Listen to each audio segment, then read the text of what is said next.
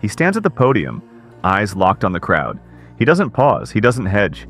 He speaks in slogans, loud, clear, and fast.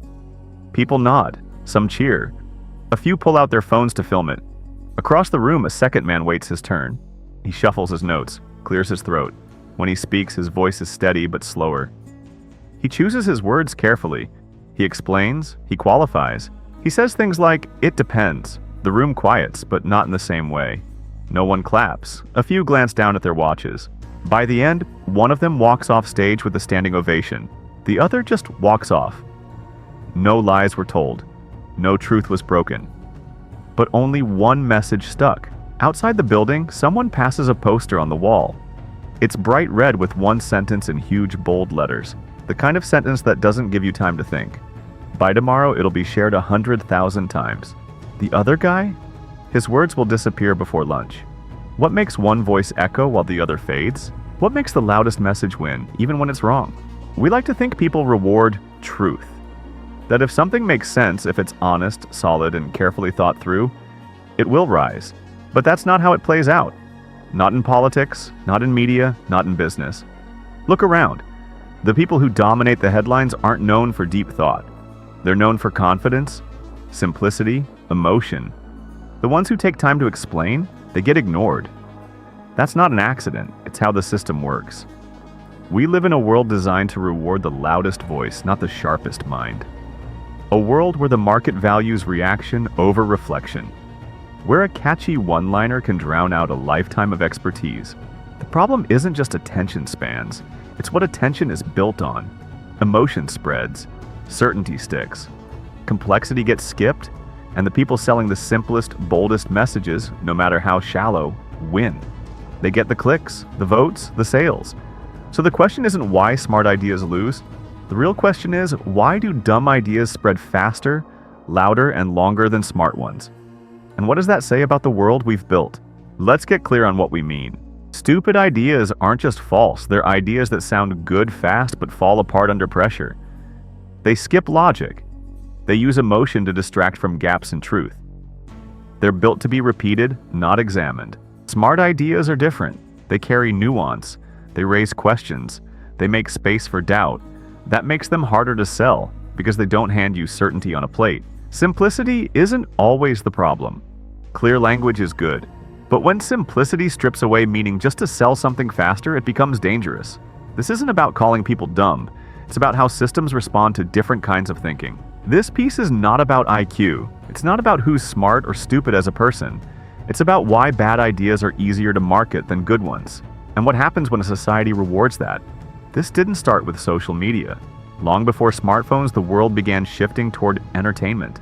Neil Postman saw it in the 1980s. He wrote "Amusing Ourselves to Death," warning that we were turning public discourse into a form of theater. His point was simple. The medium changes the message. Print rewards logic, TV rewards emotion. In the age of books, arguments lived or died by how well they held up under thought. You had to sit with an idea. You had to follow it, point by point.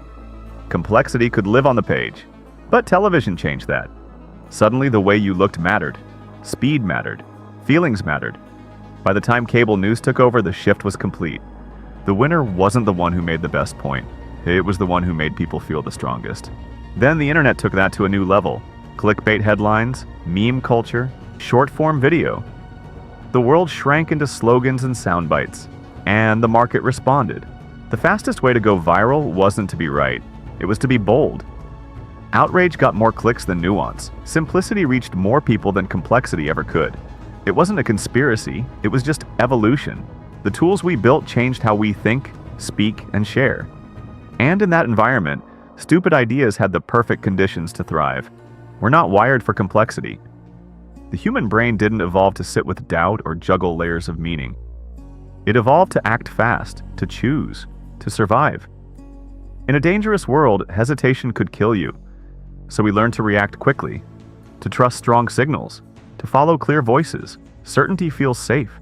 Ambiguity feels like a threat. That's why simple, bold ideas pull us in. They speak to our need for control. They give us something solid to hold on to, even if it's wrong. Fear sharpens this effect. When people feel lost or overwhelmed, they don't want balance, they want answers. They want to know who's to blame, what to do, who to trust. Stupid ideas offer that.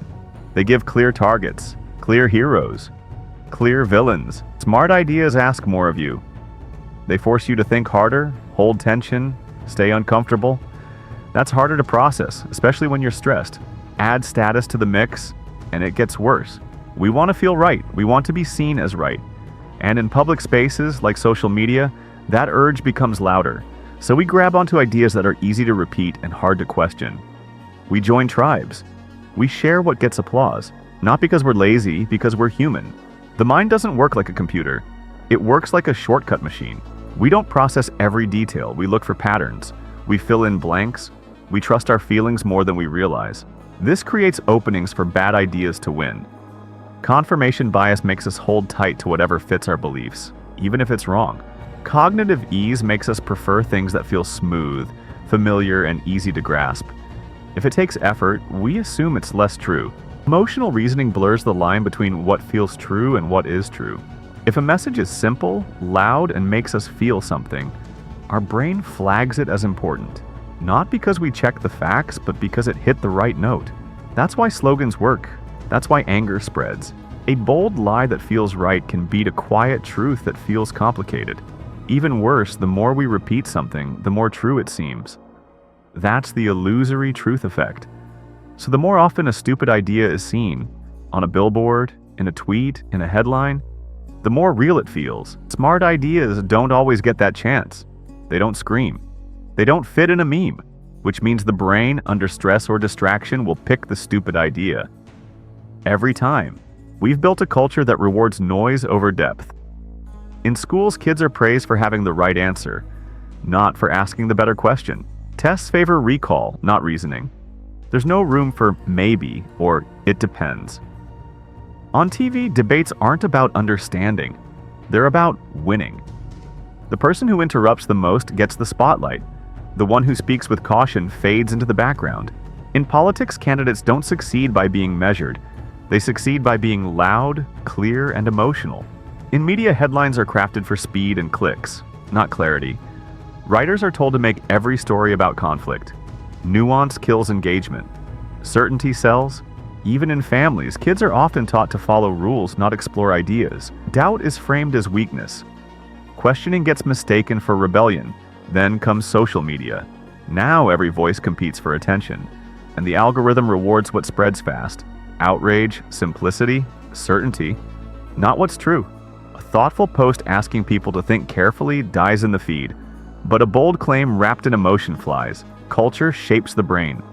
And the culture we've created punishes depth, rewards speed, and silences doubt. That's how stupid ideas take root. Not just in one person, but across a population. We say we want the truth, but we punish the people who speak it carefully. We say we value intelligence, but we make fame out of those who speak without thought. We teach kids to think critically, then hand them a world that runs on sound bites. We mock fake news, while sharing headlines we didn't read. The contradiction runs deep. The very systems built to inform us, schools, media, platforms, are shaped by forces that reward the opposite of thought. You get more attention by being certain than by being right. You get more success by being loud than by being wise. And we all know it. That's the quiet part. Most people aren't fooled. They know when someone's selling nonsense, but they click anyway. They share anyway. Because deep down, they've accepted the rules. You don't have to believe the lie to help it spread. And sometimes it's easier to go along than to resist. Even the smartest minds can end up repeating dumb ideas, because that's what the game asks for. You see it everywhere now. Politicians winning elections by repeating lies with a smile. Influencers going viral for fake advice dressed up as wisdom. Companies selling products with slogans that promise everything and mean nothing. Smart voices are still out there, but they're buried, punished by the feed. Too careful, too slow. In the workplace, simple answers beat complex truth. Managers reward confidence, not accuracy. Meetings are full of strong opinions, few backed by evidence. In relationships, people argue not to understand, but to win. Certainty becomes a weapon. Doubt is seen as weakness. And in public discourse, real problems get reduced to hashtags. Whole histories flattened into 5-second takes. We're not just surrounded by dumb ideas. We're shaped by them. We build policies on them. We raise kids under them. The cost isn't just confusion, it's trust. When stupidity sells better than sense, people stop trusting anything. Not just the lie, but the truth too. Here's what you can do without trying to change the world overnight. Slow down your agreement. When you hear something that sounds too right, pause. Ask yourself, do I believe this because it makes sense? Or because it feels good to believe? Favor clarity over certainty. In your own words, at work, online, in conversation, don't try to sound sure when you're not. Say, I'm not sure yet, or it depends. That's not weakness, that's sanity. Choose what you repeat. Every time you share something, even with a joke or a shrug, you're helping it grow. Don't help bad ideas travel just because they're catchy. Reward real thinking. Support voices that are careful, that ask hard questions, that say things you don't agree with right away. That's where learning lives. You don't need to fight every dumb idea, you just need to stop feeding them. Go back to that room. The crowd still claps for the man with the slogans. The poster's still on the wall. The bold idea is still winning. But you know better now. You know why it works. You know what it feeds. You know what it costs. The smart idea didn't fail because it was wrong. It failed because it didn't flatter the crowd. And maybe that's the real test. Not whether your words get shared, but whether they still make sense when the noise dies down. So ask yourself, what kind of voice do you want to be? The echo or the anchor?